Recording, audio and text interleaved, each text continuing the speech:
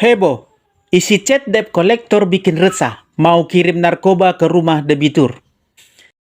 Teror para debt collector yang menagih hutang semakin meresahkan saja. Sudah seharusnya pemerintah bertindak tegas kepada para debt collector ini, karena sudah sangat meresahkan.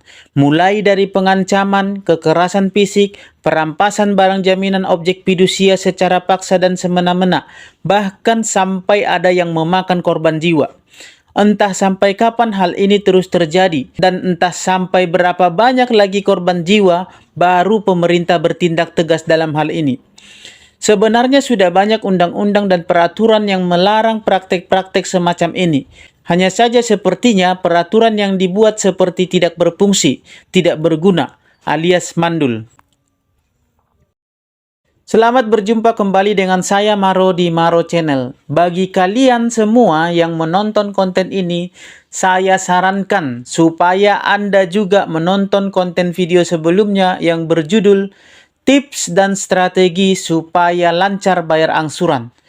Konten ini akan sangat berguna dan bermanfaat bagi Anda karena suatu saat nanti, cepat atau lambat kemungkinan besar Anda pasti akan butuh pinjaman. Karena tidak ada seorang pun yang bisa menjamin bahwa keuangannya atau keadaan ekonominya akan lancar terus atau selalu baik-baik saja.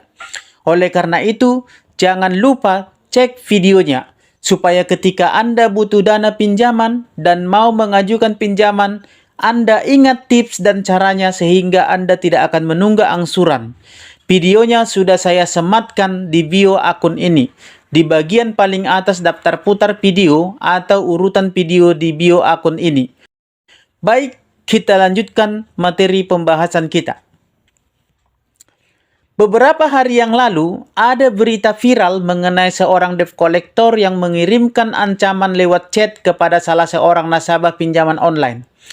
Isi chatnya mengatakan bahwa jika si nasabahnya tidak segera membayar hutang, maka debt collector ini akan menyuruh orang untuk melemparkan sabu-sabu ke rumah nasabah dan melaporkannya ke polisi supaya nasabahnya ditangkap polisi dan dituduh sebagai pengedar narkoba. Berita ini sangat ramai beredar dengan beragam komentar dan kecaman dari para netizen. Karena debt collector pinjol tersebut dinilai sudah sangat kelewat batas dalam melakukan penagihan. Karena debt collector tersebut mengancam akan memenjarakan nasabahnya dengan cara menjebak dan memfitnahnya sebagai pengedar sabu supaya ditangkap polisi dan dipenjarakan. Sungguh biadab, bukan? Di sisi lain, ada juga berita heboh mengenai seorang nasabah yang sampai kena pecat dari tempat kerjanya karena ulah seorang debt collector. Berita ini juga cukup viral. Bahkan ada berita yang sangat viral di mana ada seorang nasabah yang sampai bunuh diri di Batu Raja Ogan Komering Hulu, Sumatera Selatan, karena tidak tahan dengan teroran debt collector. Menurut informasi, pinjaman nasabahnya sebesar 9,4 juta rupiah di salah satu aplikasi pinjol. Tapi nasabahnya harus segera mengembalikan dana tersebut yang jumlahnya sampai 19 juta rupiah. Wow, fantastis. Dalam ukuran waktu sekitar sebulan, bunganya lebih dari 100%. Bagaimana menurut Anda?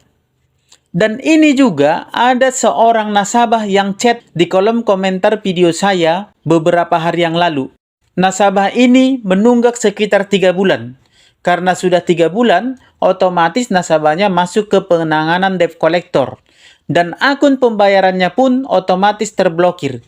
Sehingga masalahnya, dia tidak bisa bayar angsuran, kecuali si nasabahnya mau bayar biaya buka blokir, tambah biaya denda-denda, tambah biaya penalti, tambah biaya penarikan, tambah angsuran tertunggak selama 3 bulan.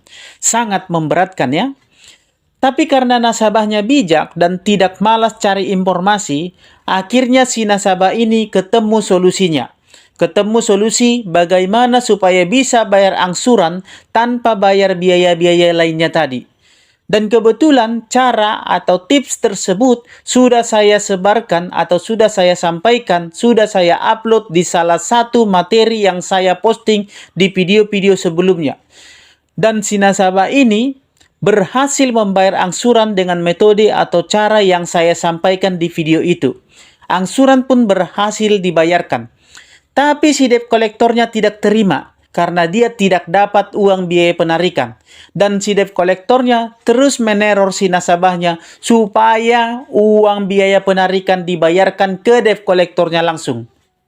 Kalau nasabah tidak mau bayar, maka mobil akan ditarik. Padahal angsuran sudah terbayar. Aneh bukan?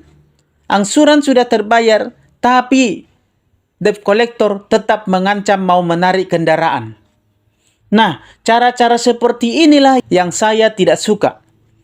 Sebagai seorang marketing pinjaman gadai BPKB, saya tentu berharap semua nasabah saya lancar bayar angsuran.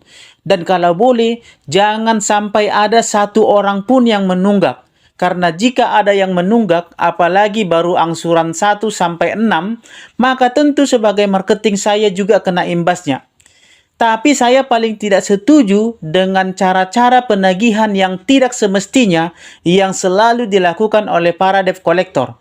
Cara-cara penagihan gaya premanisme, meneror nasabah, main ancam-ancam, kata-kata yang merendahkan, kata-kata yang tidak semestinya, cara-cara intimidasi, apalagi asal main tarik kendaraan hanya demi keuntungan pribadi, supaya debt kolektornya dapat duit.